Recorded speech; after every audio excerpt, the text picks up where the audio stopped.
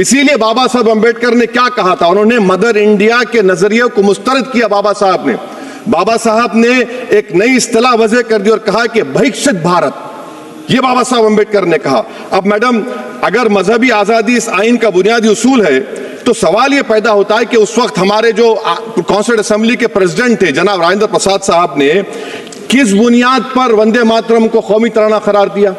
ना तो कोई सेक्युलर रेजोल्यूशन है इसके बारे में। मैडम, मैं आपको बताना चाहूंगा कि जुडिशरी क्या कहती है। बीजू इमैनुअल केस है 1986 का, जिसमें जिहोवा विटनेस ने कहा कि मैं नेशनल एंथम के वक्त खड़े रहूंगी, पढ़ूंगी नहीं। सुप्रीम कोर्ट ने कहा कि उसने कोई गुनाह नहीं किया। वहीं एक 2017 का केस है अश्विनी उपाध्याय का केस सुप्रीम कोर्ट का, उन्हें कहा गाइडलाइंस दिए जाएं वंदे मातरम पर, सुप्रीम कोर्ट ने नहीं कह दिया।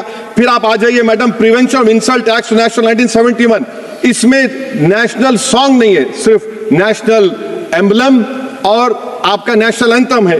फिर आप आ जाइए 40th अमेंडमेंट आर्टिकल 51 है, 76 में पास हुआ, उसमें भी इसका कोई जिक्र नहीं है। मैडम, मैं आपके सामने बताना चाहूंगा कि हमारा भारत एक इसका मजमुआ क्या है, इसमें हिंदू है, मुसलमान है, सिख है, ईसाई है, जैन है, एथिस्ट है, मेहनतकश है, किसान, गरीब, मजलूम और दलित है। मगर अगर जो तकारीर आज हमने यहाँ पर सुनी और बाहर जो सुनते हैं, अगर भारत को देवी कहने और उसके आगे सजदा करने, तो दरअसल कौम परस्ती को, वतन से मोहब्बत को मजहब में तब्दील कर रहे। और फिर